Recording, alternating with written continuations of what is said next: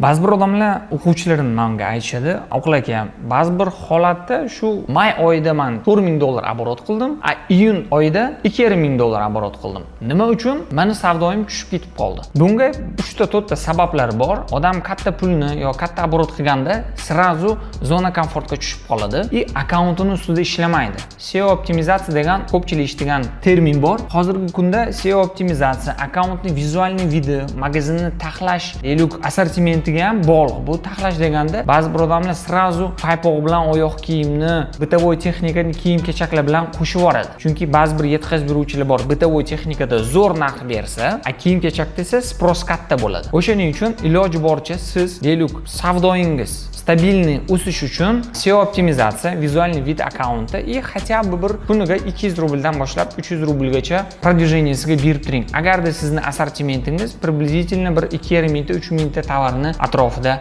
bo'lsa. Agarda bu video sizga yoqqan bo'lsa, podpisatsiya qilib qo'ying va men sizga keyingi sahifalarimda, keyingi reelsda foydali ma'lumotlarni berib o'taman.